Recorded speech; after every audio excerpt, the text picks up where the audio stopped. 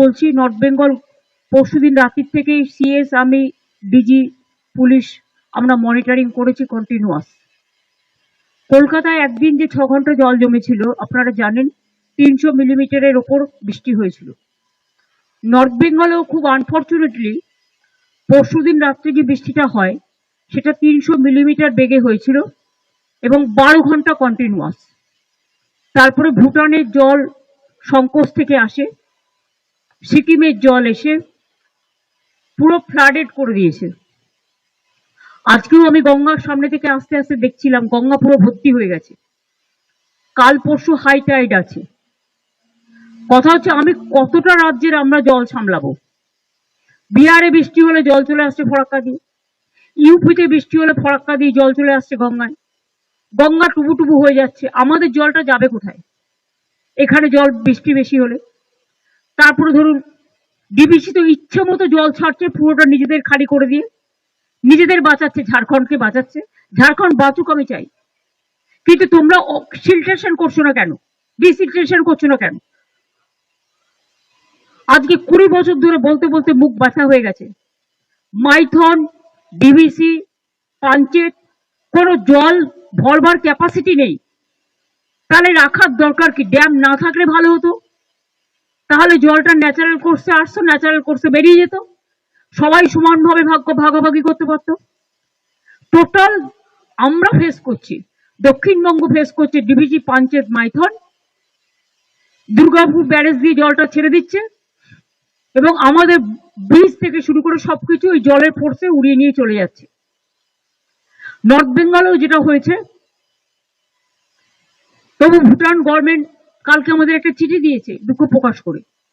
দুঃখ ঠিক নয়, যে আমরা ওদের রিকোয়েস্ট করেছিলাম স্লোলি জলটা ছাড়তে, কারণ একটা জল যখন ছাড়ে আসতে 2-3 দিন টাইম লাগে।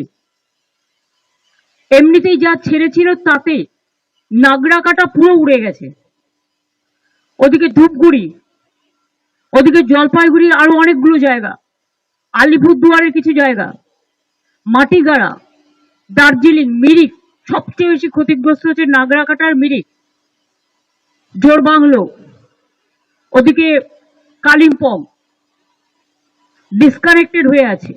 কালকে যারা বন্যায় মারা গেছে, মানে ম্যানমেড বন্যায়, পরিকল্পিত বন্যায় জল ছাড়ার জন্য, এবং অতি দুর্যোগ, অতি বৃষ্টি সারা ভারতবর্ষের প্রতিটি জায়গাতেই হচ্ছে, উত্তরাখণ্ড থেকে শুরু করে, বিহার থেকে শুরু করে, ইউপি থেকে শুরু করে। আর বাংলা তো নৌকার মতো, সব জলটা বাংলার মধ্যে এসে জড়ো হয় জিওগ্রাফিক্যালি। যদি ফরাক্কাটা ড্রেজিং করতো, যদি কলকাতা পোর্ট ড্রেজিং করতো, যদি হলদিয়া ড্রেজিং করতো, যদি ডিবিসি, পাঞ্চেত, মাইথন তারা ভালো করে যদি পলিগুলোকে সরিয়ে দিত, তাহলে কিন্তু এই জিনিসটা হতো না। আমাদের মুখ্যমন্ত্রী বরাবরই অন্যের ঘাড়ের দোষ চাপানোর ব্যাপারে সিদ্ধহস্ত।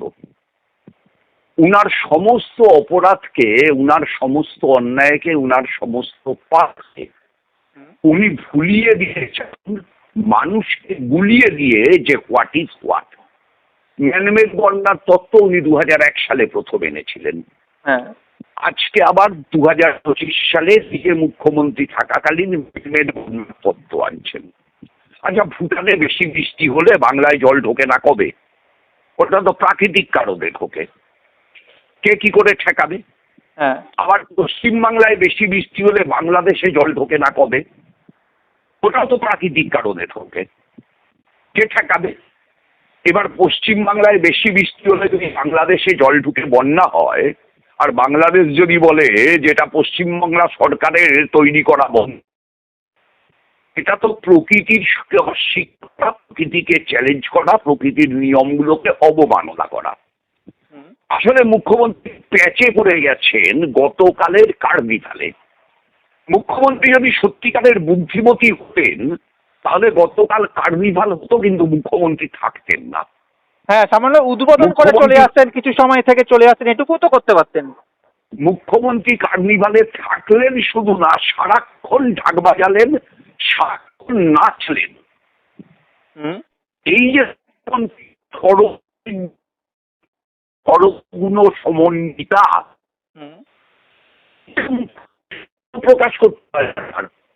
আমরা বলবো মুখ্যমন্ত্রীর অমুকটা গুণ, আমরা বলবো মুখ্যমন্ত্রীর অমুকটা ভালো, কিন্তু মুখ্যমন্ত্রী নিজেই নিজেকে সর্বগুণ সমন্বিতা এবং সর্ববিদ্যা পতিরসী বলে এই যে বারবার প্রমাণ করতে চাইবেন, তার ফলে যখন 24 জন মানুষ মারা যাচ্ছে তার খবর আসছে একের পর এক, আর মুখ্যমন্ত্রী দাবি জানাচ্ছেন আর ঢাকে যাচ্ছেন, তখন সেই ঢাকের বাজনাটা আসলে মুখ্যমন্ত্রীকে বিদ্রুপ করছিল। এই বিদ্রুপটার হাত থেকে বাঁচতে এখন মুখ্যমন্ত্রীকে করতে হলো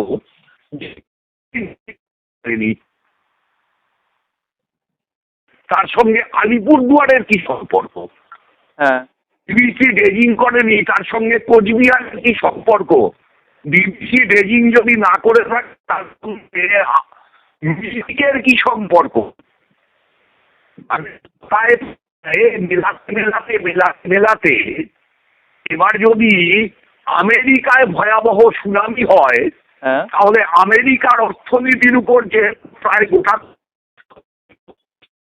নির্ভরশীল, অতএব পৃথিবীর যে কোনো দেশ বলে দেবে যে আমেরিকার সুনামির জন্য আমাদের অর্থনীতি হলো, মানে এই মুখ্যমন্ত্রী কে ভাবে মাপবে শুনবে, এটা মুখ্যমন্ত্রীর বোঝা উচিত।